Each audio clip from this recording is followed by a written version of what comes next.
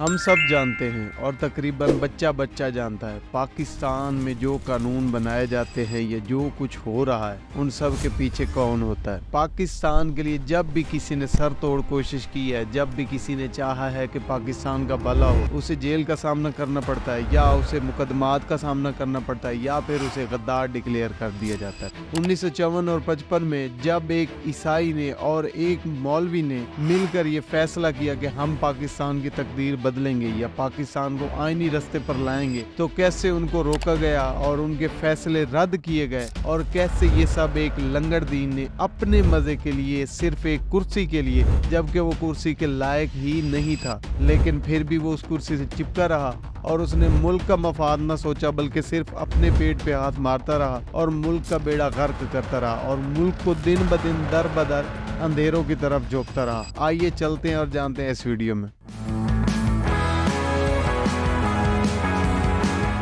अस्सलाम वालेकुम नाज़रीन, आप देख रहे हैं रिजवान हैदर ऑफिशियल और मैं हूं रिजवान हैदर। आज हम बात करने जा रहे हैं 1954 में जब असम्बली डिसॉल्व कर दी गई गुलाम मोहम्मद की तरफ से, जो कि उस वक्त के गवर्नर जनरल थे। तो तब उस असम्बली के स्पीकर ने देखा कि ये पाकिस्तान के साथ बहुत ज़्यादा ज़्यादती हो रही है और गलत हो रहा है। तो उस स्पीकर ने सिंध हाई कोर्ट का दरवाज़ा खटखटाया और वहाँ पर चला गया और वहाँ पर उसने ये साबित किया कि 1935 के कानून के मुताबिक गवर्नर जनरल असम्बलियाँ डिसॉल्व कर सकता है, लेकिन ये पाकिस्तान के साथ ज़्यादती है क्योंकि पाकिस्तान एक आज़ाद रियासत है और उसमें 1935 के कानून काम नहीं कर सकते। लेकिन ये सब देखकर उस जज ने तो ये फैसला असम्बली के हक में कर दिया और हमें एक आर्जी खुशी मिल गई। चलो जी, अब हमारी जो जमहूरियत है वो सीधी पटड़ी पर चल पड़ेगी। लेकिन ये फैसला मलिक गुलाम मोहम्मद को बेहतर ना लगा क्योंकि मलिक गुलाम मोहम्मद के पीछे भी शायद कोई गद्दार वतन था जो ये चाहता था कि ये असम्बलियाँ डिसॉल्व हों और गवर्नर राज पर हम काबू पा सके। क्योंकि मलिक गुलाम मोहम्मद को ये असम्बली इसलिए भी अच्छी नहीं लग रही थी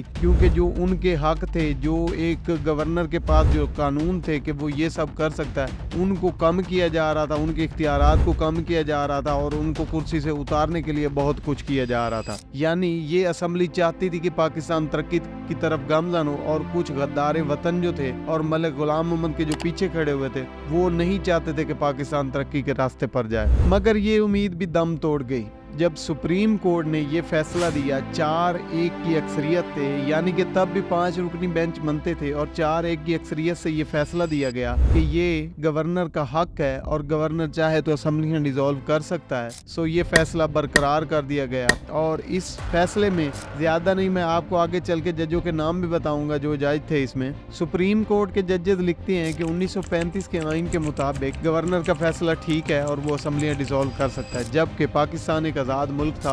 पाकिस्तान एक आज़ाद मुल्क है। पाकिस्तान एक आज़ाद मुल्क है और बेशक उसके पास अपना एक आइन नहीं था और ना ही कोई आइन पर काम करना चाह रहा था क्योंकि सभी अपनी मौज में लगे हुए थे और सभी पाकिस्तान को लूटने में लगे हुए थे। तो इस चीज़ का नाजायज़ फ़ायदा उठाते हुए गवर्नर राज की वजह से कि गवर्नर हमें न डिसॉल्व कर दे या हमें हमारे बेंचों से बाहर न निकाल दे, शायद इस डर से इन 4 जजों ने जो फैसला दिया उसने पाकिस्तान को बहुत ज़्यादा अंधेरे में धकेल दिया और पाकिस्तान को बहुत ज़्यादा नुकसान पहुँचाया। सुप्रीम कोर्ट के कुछ 4 जजेस के नाम मैं आपको बताने जा रहा हूँ, जिनमें थे मोहम्मद मुनीर, मोहम्मद शरीफ, SM अकरम और SA रहमान। ये 4 जज थे जिन्होंने इस आइन के हक में फैसला दिया, यानी ये मुसलमान थे। और जो 5वां जज था जिसने इसके खिलाफ फैसला दिया, और वो जज ये लिखता है कि पाकिस्तान एक आज़ाद मुल्क है, 1935 के आइन के मुताबिक इसे नहीं चलाया जा सकता, ना ही इस पर ये कानून लागू होता है। सो ये फैसला मैं रद्द करता हूँ और इस आइन को रद्द करता हूँ। उस जज का नाम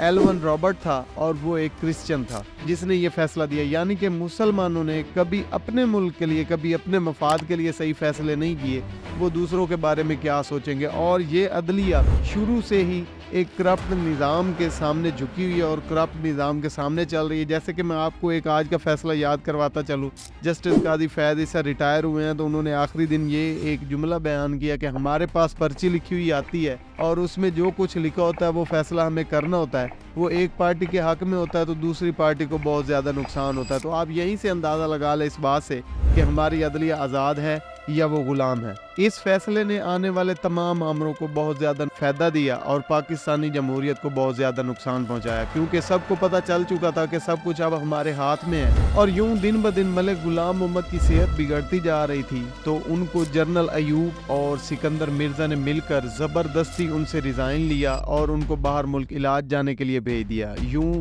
सिकंदर मिर्ज़ा हमारे अगले आने वाले गवर्नर जनरल बन गए और उन्होंने भी आते ही इस कुर्सी पर बैठते ही अपने जायज़ नाजायज़ हर काम करना शुरू कर दिया और यूं पाकिस्तान फिर से अंधेरों की तरफ बढ़ता चला गया और पाकिस्तान को बहुत ज़्यादा नुकसान पहुंचता चला गया।